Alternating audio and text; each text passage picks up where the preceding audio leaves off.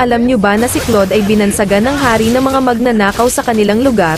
Ipinanganak si Claude sa Los Pecados, isang kanlurang lungsod sa Land of Dawn, isang karumal-dumal na lungsod ng mga kasalanan na walang pinuno o kaayusan, labag sa batas at sinira ng krimen. Lumaki sa isang lugar bilang isang ulila. Hindi nagtagal ay natutunan ni Claude kung paano lumaban, magsinungaling, magsugal at higit sa lahat ang pagnanakaw. Hindi nagtagal naging bihasa si Claude sa kanyang gawain na pagnanakaw. Naging tanyag ang kanyang pangalan sa buong lugar ng Land of Dawn dahil sa kanyang abilidad pagdating sa pagnanakaw. Lahat ng kanyang gusto na pagnanakawan ay nagawa niya itong manakawan kasama ng kanyang alaga na isang onggoy na si Dexter. Kahit sa kabila ng mga maraming bantay ang kanyang pagnanakawan, nalulusutan pa rin ito ni Claude.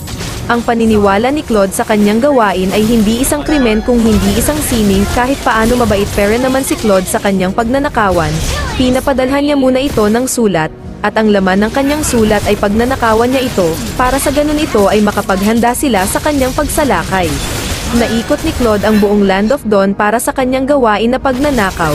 Kahit sa kabila ng lahat na maraming galit sa kanya, hindi pa rin siya mahuli-huli dahil sa kanyang angking galing sa pagtakas at pagpapaplano. Kung marami man ang may galit sa kanya, marami din ang nabubutihan sa kanya, dahil sa bawat makapagnakaw siya, namimigay siya ng mga pagkain sa lugar niya kung saan siya lumaki. Alam kasi ni Claude kung gaano kahirap ang buhay ng mga tao sa lugar ng kanyang kinalakihan. Kaya ganun na lang siya kung ituring ng kanyang mga kababayan. Gayunpaman, sa kabila ng hindi na mabilang na pagnakawan ni Claude, isang araw meron siyang nabalitaan sa lugar ng Santorini ng parte ng Erudition na may isang tanyag na machine specialist na si Doc Ronnie, na gumagawa ng makabagong imbensyon kung saan pwede ka magpalipat-lipat sa iyong kinakatayuan at mag-iwan ito ng bakas kung saan ka pwede makarating.